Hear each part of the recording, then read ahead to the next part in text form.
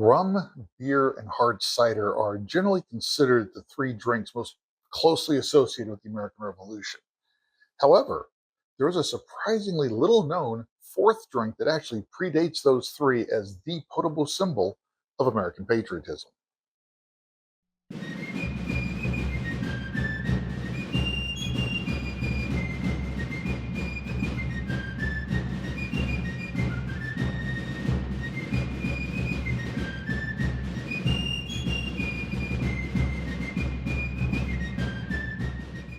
In the 21st century, a cup of coffee is about as American as apple pie, the Star Spangled Banner, NASCAR, and hot dogs on the 4th of July, or hamburgers if that's what you prefer.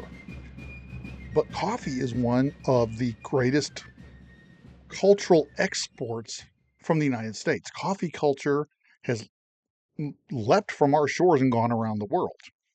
Wasn't always like that, though. Coffee wasn't always considered the drink of choice among the American public. 253 years ago, our ancestors living in those colonies along the East Coast looked at coffee as a lowbrow drink. Tea was the drink.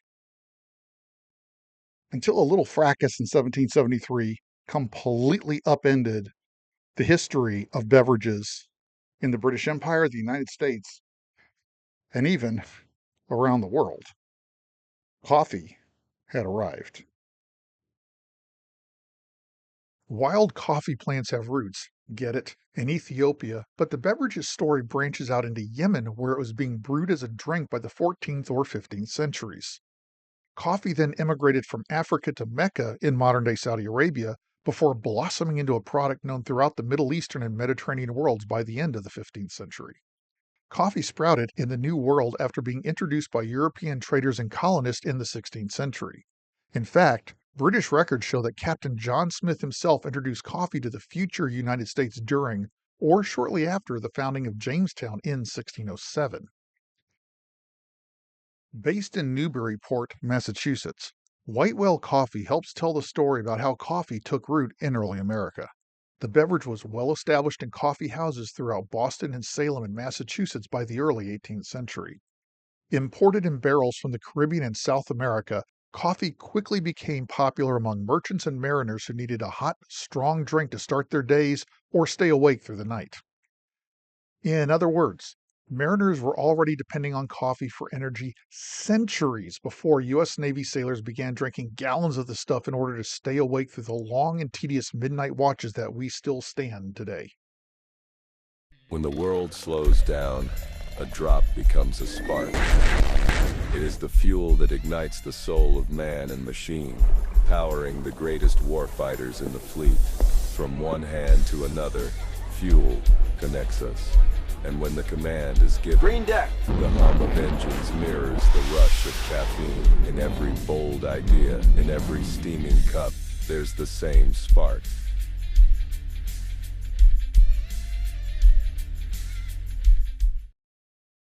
Although not as popular in the American colonies as taverns, coffee houses also served as gathering places where people would swap news.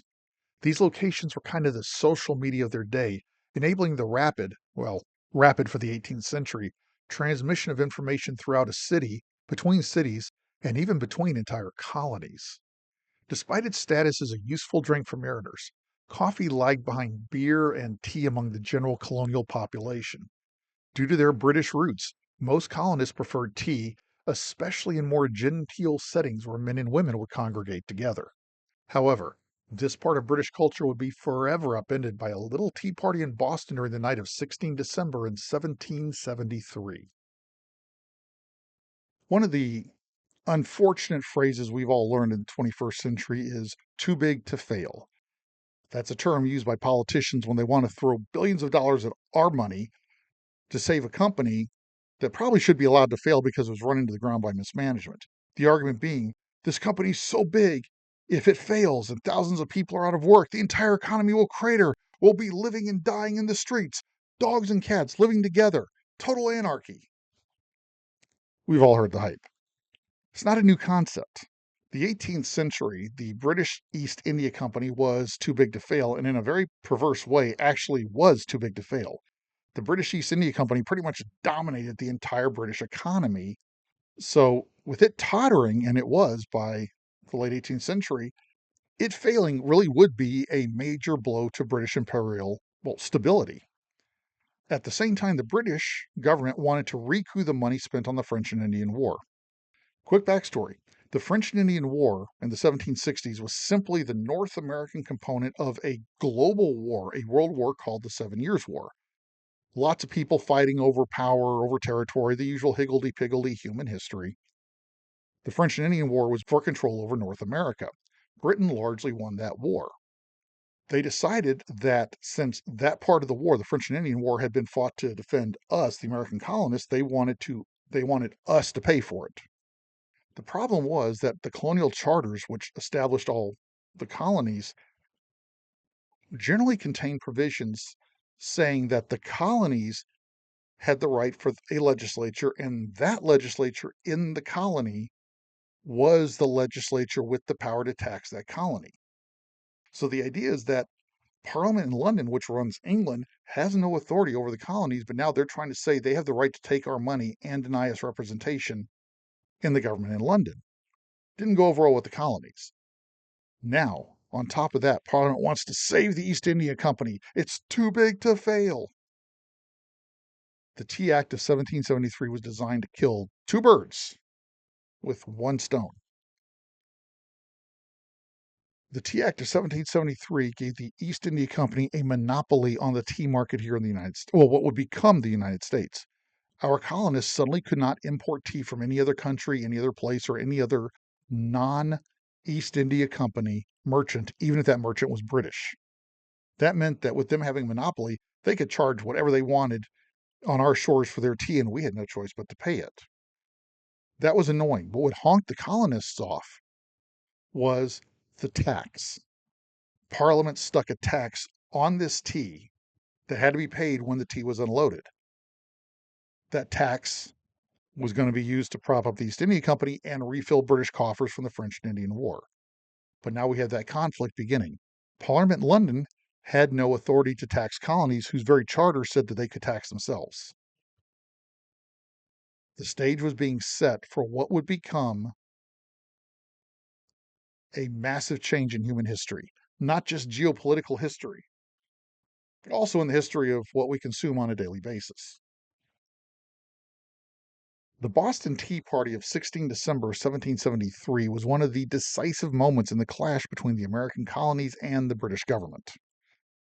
The tea tax would be paid upon the unloading of tea from the ships. Now, the Sons of Liberty, an American group of radical patriots, was determined to prevent this in order to prevent Parliament from using the unloading as a legal trap for the colonists. You see, the Sons of Liberty realized that English barristers and politicians could legally claim the colonists tacitly accepted Parliament's right of taxation if the tea was unloaded in the colonies and the tax paid. To avoid this political snare and demonstrate how serious they were about defending their right, the Boston Tea Party Historical Society says about 100 men dressed as American Indians and wielding axes boarded 3 ships, the Beaver, the Dartmouth, and the Eleanor. The colonists decided to brew the British tea just in the middle of Boston Harbor. The National Archives of the United Kingdom recorded 340 chests of tea destroyed that night, but the anti-tea protest was not over by a long shot. Dressed again as Indians, members of the Sons of Liberty swept down on a Boston warehouse in March of 1774, destroying tea that had been brought over aboard the tea ship William. Now, the William had gone aground off Cape Cod in December of 1773, right around the time of the Boston Tea Party. Its cargo had been salvaged and finally got down to Boston by 1774. That tea was destroyed. The brig, Peggy Stewart, carrying British tea, was burned in Annapolis Harbor in October 1774. The subsequent American predilection for coffee was not a random happening. Coffee was simply the logical alternative for the colonists due to the ease in getting a hold of it. Coffee came from South America and the Caribbean, resulting in dramatically lower shipping costs, even if the coffee was being smuggled. The British could not cut off the supply of coffee like they could tea because Spain controlled the Caribbean and the Floridas. Florida shared a border with British Georgia, thereby providing the colonists a link right into the Spanish Empire. Spain wasn't about to help its old antagonist, Britain, by cutting off a lucrative product from the American colonies. Therefore, as a daily drink that could be served in a fashion similar to tea and could be obtained completely free of British control, coffee was the obvious choice for the colonists to fall back on. Now, here's an interesting thought.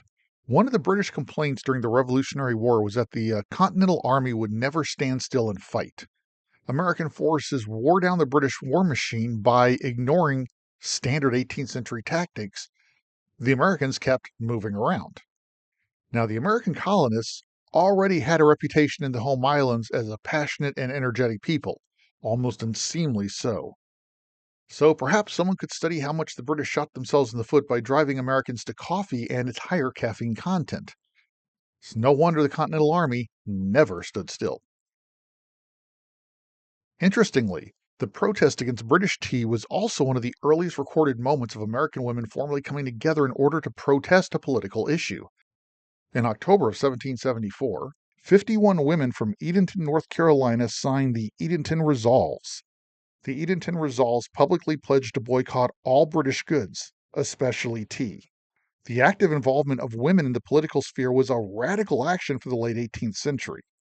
For America, this Edenton Tea Party was the first time women organized a society to support the patriotic cause, and this populist action caught on among American ladies, leading women to form 8 associations that supported the Continental Army during the Revolution. These ladies' associations continued their work and became firmly embedded in American culture during the Civil War by providing medical treatment and care to the wounded, as well as lobbying for improved sanitation around military camps. This allowed women to break into the medical profession in the United States. Women who'd spent the Civil War trained in sanitation and nursing were not about to just ignore all that training. They continued their work and thereby, quite unintentionally, stomped down another barrier toward women's equality here in the US. Now, according to the Boston Tea Party Ships Inn Museum, the Boston Tea Party itself is often considered the beginning of the Revolutionary War.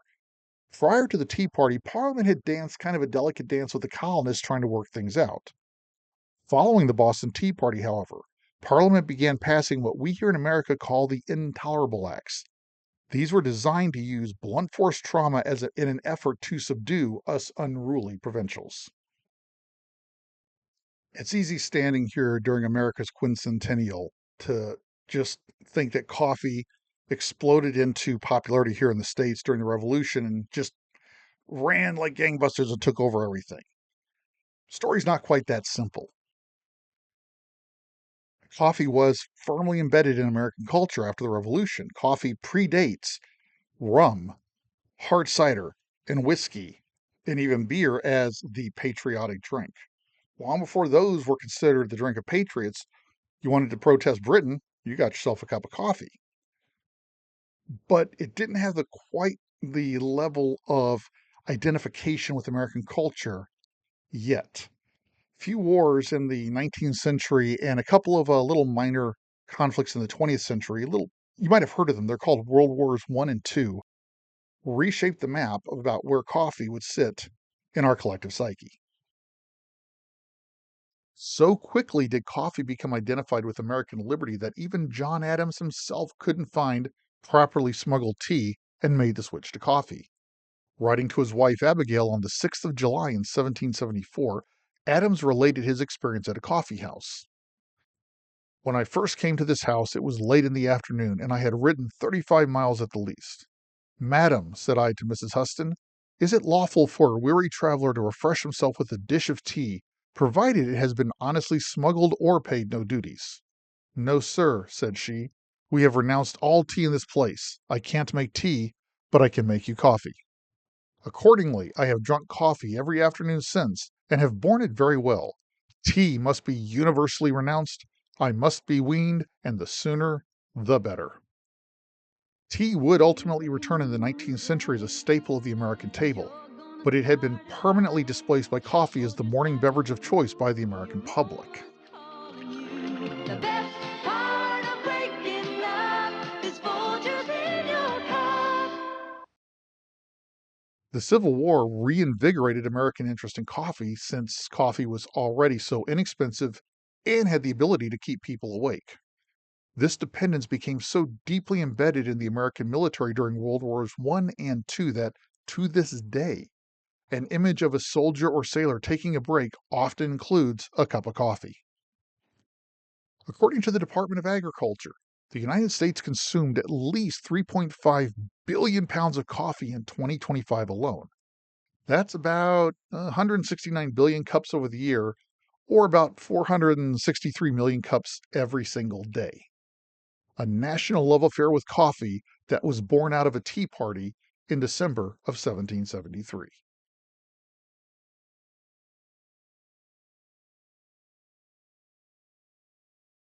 The Tea Act of 1773 was supposed to advance the coffers of the crown and the authority of Parliament. In what could be considered the most spectacular single example of the law of unintended consequences in all of human history, the Tea Act of 1773 backfired and ended up promoting American independence and even the equality of women. The American Revolution was a revolt over taxes, but it wasn't the idea of paying taxes. It was a conflict over who got to levy the taxes. Under the British imperial system of the 18th century, the colonial charters here in America gave colonial legislatures the ability to tax the colonists, and then those legislatures, those colonies, would either answer directly to the king if they were a crown colony, or if they're like Pennsylvania, they were a charter to a family, they'd go through the Penn family to the king. Nowhere in that legal structure was Parliament in London. When the colonists appealed to Parliament, they didn't have enough allies to overturn the increasingly authoritarian attitude Parliament was having toward the colonies. And they also didn't reckon on the fact, well, they didn't reckon that King George III was working with Parliament to increase his authority because Parliament was dominated by loyalists. So it all came down to who has the authority to levy a tax, and can they do that if you're not represented? The Tea Act of 1773 was still one of the most consequential pieces of legislation in human history. The series of events it inaugurated led to the founding of our republic. The series of events it inaugurated actually became a springboard for the beginning of what would become the women's rights movement in our country. And it became the springboard by which a commoner's drink, a working man's drink, would become something that is a matter of national pride to our country. So, a drink that has become so embedded in our culture, the term coffee culture was invented to explain this subcultural phenomenon that's swept America and gone around the world from our shores. Every time you drink a cup of coffee, you are sharing in a link that goes back 250 years, actually further than that, to every heart and hearthstone, those patriots who first started standing up for American independence. As we head into this semi-quincentennial, no, let's see if I can get that right. As we head into this semi-quincentennial celebration, I hope you have a really good time. Go below the common stories about the 4th of July. Look for those small details, like how coffee became the first drink of patriots by becoming the drink we use to protest the tea tax. We go to the movies for sex, drugs, and rock and roll. But the greatest adventure stories happen in real life. You just got to go look them up. Have a great July 4th. Be safe. Have a patriotic summer. And until we meet here again on Sparks 1524, go and do some great things.